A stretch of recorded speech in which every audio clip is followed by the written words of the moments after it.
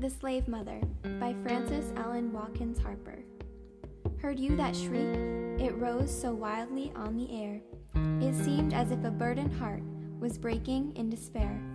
Saw you those hands so sadly clasped, the bowed and feeble head, the shuddering of that fragile form, that look of grief and dread? What American slavery is as established by law. Number 11. Slaves can make no contract, not even matrimony. The union of slaves and their children was not considered a family at all. By law, all slaves are property of their masters, and their rights to make contracts such as marriage were overruled. Even the church disregarded the slaves' marital ties and saw their separation by their master no different from their separation in death. The legality of a white man to rape his female slave was a blatant disregard for their marriage. The term "till death do us part" had no merit for the slave marriage. Saw you the sad, imploring eye? Its every glance was pain, as if a storm of agony were sweeping through the brain. She is a mother, pale with fear.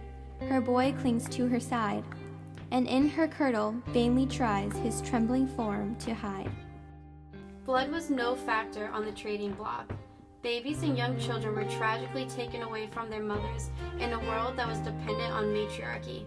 What happened to those children when they were taken out of their mother's arms? Frederick Douglass experienced the turmoil of not knowing his birth mother or his siblings. According to Douglass, brothers and sisters were by blood, but slavery had made us strangers. He is not hers, although she bore for him a mother's pains. He is not hers, although her blood is coursing through his veins. He is not hers, for cruel hands may rudely tear apart the only wreath of household love that binds her breaking heart. Number 12. Slavery is hereditary and perpetual. Children were sold and removed from their families for a marketable price, just like livestock. The vice, a profitable one. In a country where men can and do sell their children in the market and get the highest price for the lightest color. It is a disgrace to the father and a misfortune to the mother. The master was in favor of slave relationships if the result was procreation. They took procreation into their own hands by forcefully having relations with their female slaves.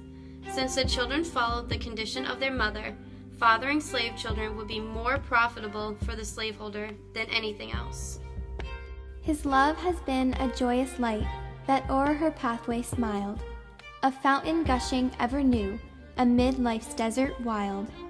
His lightest word has been a tone of music round her heart, their lives a streamlet blent in one. O Father, must they part? The greed-tainted eyes of the slaveholder were unable to see the destruction they created by separating families. By viewing the slaves as monetary gain and loss, they were blind to the strong ties between children and their parents. In their minds, the silver in their pockets weighed more than the heavy heart of the mother grieving for her child. They tear him from her circling arms, her last and fond embrace.